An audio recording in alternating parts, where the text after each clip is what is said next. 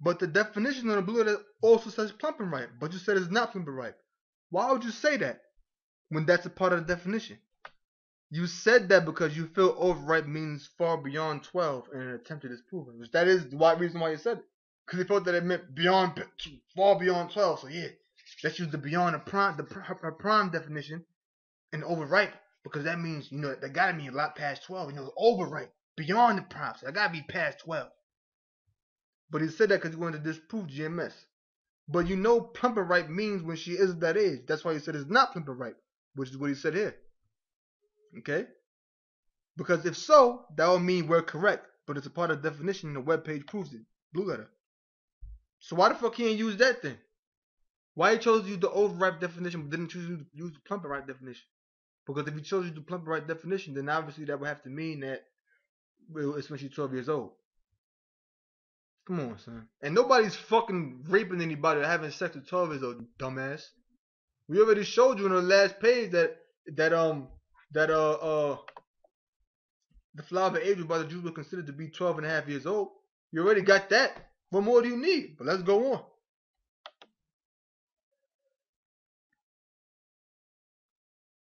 Notice his comment. This fucking faggot didn't even deal with definitions that was being given. He didn't deal with the rebuttals on the definitions that on the words that he even placed up there on the comment board. He ain't deal with that because he can't deal with it. Then when you go to this webpage here, this brother put up. Let's see if I can find that. Here, go right here. It says, Holman's Bible Dictionary, in the last 2 lines of the webpage, the phrase flower of age, 1 Corinthians 7:36, describes the girl reaching womanhood. What age does a girl reach womanhood? Answer it. Well, let's see if this brother is right. Last 2 lines. Same webpage. You can look up here, and you can look back on the comment and see if this is the right address. First of all, it says colorful blooms containing a plant's reproductive organs. Flowers grew abundantly during springtime in Palestine. Flowers grew mostly in open fields. Notice, this is the definition of the word flowers. And the first thing off the bat tells you colorful blooms containing a plant's reproductive organs.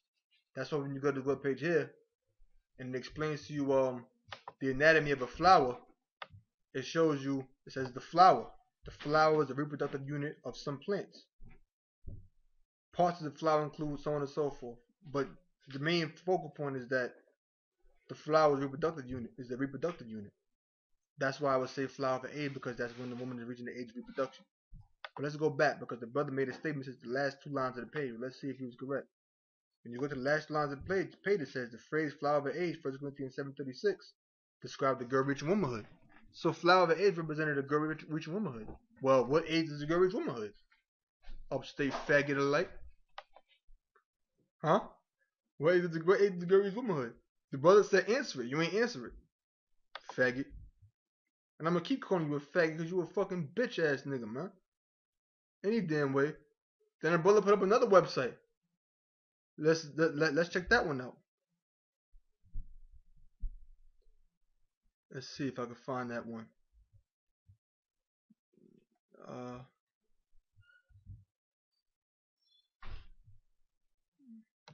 Just in case I can't find it, let me just open it up right now. Okay, here it is right here. Let's go to it. I already had it up. It says King James Dictionary definition, flower. I was going to jump right. Come on, man. In botany, the part of a plant which contains the organs of fructification with the. Let's just go right down to it. Right down to the point, man. A substance somewhat similar formed spontaneously is called efflorescence. It's still referring to the definition of the word flower. See, King James Dictionary definition flower. It says menstrual discharges. So what age does a girl reach the flower of age when she receives a menstrual discharge? It would be what? The age of 12. Something that this cunt can't receive. And the brother even posted a definition here, just in case the guy didn't want to look it up, so that he had no choice but to read it. So it says, among many other definitions, which there is among many other definitions here on his webpage, as you can clearly see, he says menstrual discharges among many other definitions. Why is menstrual discharges a definition? Answer it. Still ain't answer it. So then he comes up with 9-year-old. He comes up with the 9-year-old thing. He comes up with a completely different argument in the plane to get away from the main focal point of the argument. Now, what is that called? Red herring is another well-known fallacy type, but it's easily confused with straw figure. So here I want to highlight the differences between the two. The name red herring comes from an old method of training dogs for fox hunting. The goal is to train the dogs to follow the fox's scent, even if the dogs encounter other smells that are potentially distracting. So what they do is they let the fox go, so the fox leaves a scent trail. Then, before letting the dogs go, they drag a bunch of smelly red herrings across the fox's trail, like this.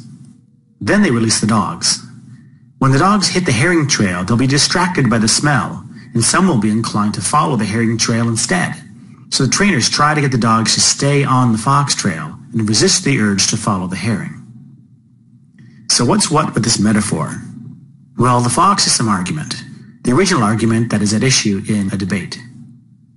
The dog can represent the original argument that's the point in the debate. The original argument definition, which is what? Beyond the prime, overripe, the whole menstrual cycle thing, flower of age. So the fox represent the actual argument. Represent anyone who is interested and engaged in this argument. The red herring is something that distracts you from and engaged in this argument that is at issue in a debate. So what's what with this metaphor? So what does this mean? A dog following the trail of a fox and a red herring coming. What does this mean? Well, the fox is some argument, the original argument that is at issue in a debate. The original argument was, what is the flower of age talking about? That was the original argument. So that would be the fox. The dog can represent anyone who is interested and engaged in this argument. The red herring. So the dog represents anyone who's trying to get into this argument. The main focal point, which is what is the flower of age talking about? Is something that distracts you from following the trail of the original argument. Which the red herring is something that distracts you from following the trail of the original argument. Which the red herring would be this 9-year-old girl thing. Because notice you went away from the actual focal point of the argument, which is the flower of age, and just threw a red herring out there with a 9-year-old girl thing. I remember when I was a child, I watched a cartoon called A Puppy Named Scooby-Doo. And whenever the kids would go try to solve a mystery, this kid with red hair named Red Herring would come and he would throw them off, because it goes back to the logical fallacy.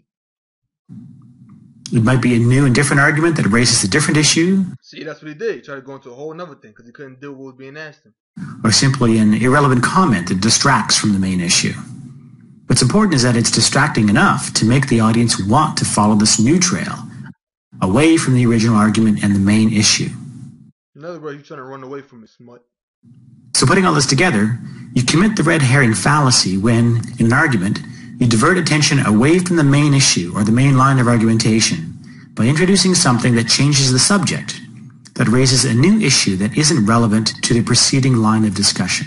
Because it's not really relevant. The main thing we're just trying to figure out is, what does the flower of age mean? That's what we're trying to figure out. The fallacy really occurs when you then conclude something from this different issue.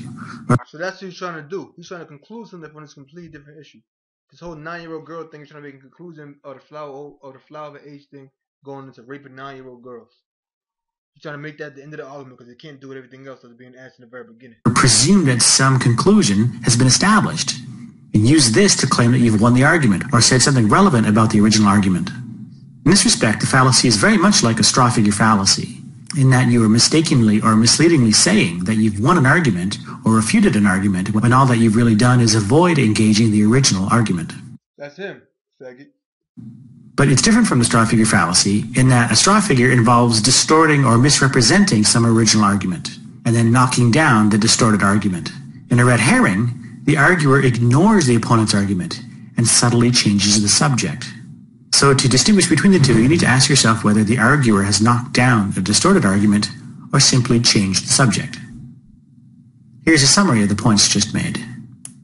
To illustrate the difference, consider this. I overheard my friend John argue that the Bible has errors in it.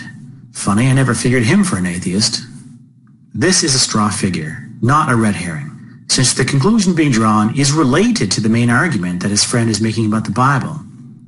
But it's clearly working off of a distorted or exaggerated version of it, if it equates biblical fallibilism with atheism. Now compare that to this one. My opponent has argued that there's an urgent need to reduce greenhouse gases in order to minimize global warming.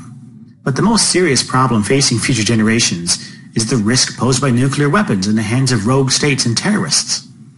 This is where we need to focus our attention and resources. This is a red herring. The original issue was about greenhouse gases and the urgency of global warming.